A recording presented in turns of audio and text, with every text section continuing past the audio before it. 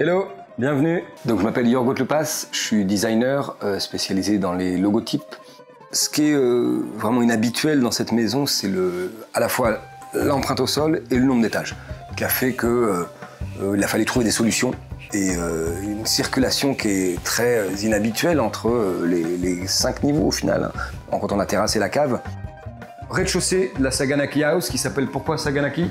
Le Saganaki, c'est un fromage grec frit qui a une forme triangulaire vu de haut. Mais Saganaki, ça fait un peu japonais aussi.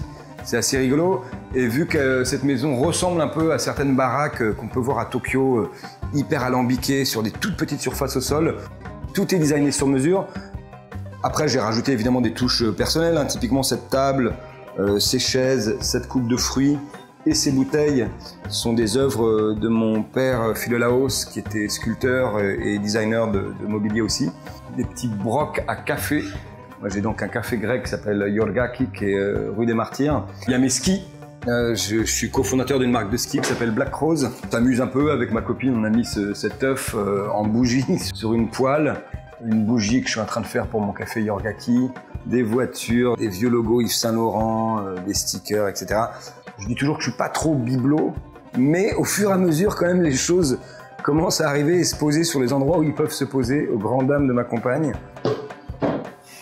Donc ici, c'est un petit peu la petite case à trésor, cet objet hyper atypique que j'ai dessiné, qui est une montre faite avec Swatch pour le gouvernement grec, pour célébrer les 200 ans de l'indépendance du pays. Il n'y en a eu que 200 de fêtes, dont une qui a été donnée au prince Charles et Nikos Aliagas. Et ça, c'est quand même les trucs les plus drôles qui soient. C'est le Yorgopoli que mon équipe m'a offert.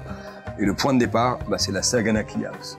Elle me représente un peu dans son côté simple, brut, minimal et avec des partis pris assez radicaux. Donc la grande baie vitrée, les étages, etc., etc.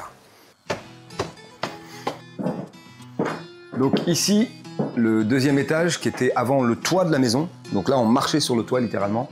Et c'est là-dessus que j'ai construit 2 étages, celui-ci et celui au-dessus, avec donc la possibilité d'avoir une immense baie vitrée qui regarde donc ce stade et cette église. Donc voilà, c'est une pièce qui est à la fois la pièce à vivre, avec une quantité de livres. Les boîtes, c'est assez rigolo, c'est-à-dire que j'en commande, je donne des dimensions variables, je les empile, ça fonctionne. Une œuvre de ma compagne Camille Ménard, qui travaille sous le nom de Gens Design, qui a fait ce miroir.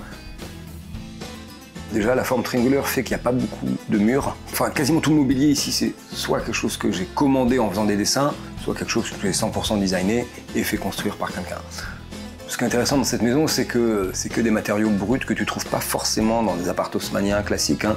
On a 2 types de bois, bâti-peint, l'OSB au sol et au mur. Repeint en blanc, ça vieillit hyper bien. Plus il vieillit, plus il a de la matière.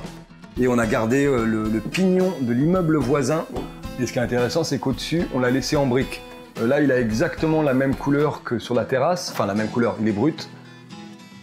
On s'est créé une petite terrasse triangulaire of course, avec cette vue dégagée. Pour moi, ce lieu, cette maison, c'est quelque chose de très très personnel, hein. C'est assez unique. De pouvoir construire quelque chose à Paris, c'est très très rare, hein. Je les regarde toutes dès que je vois une maison qui a été modifiée dans Paris, je me dis tiens, ont-ils vécu la même galère que moi? Donc ouais, la suite de cette aventure-là, c'est d'en commencer une nouvelle.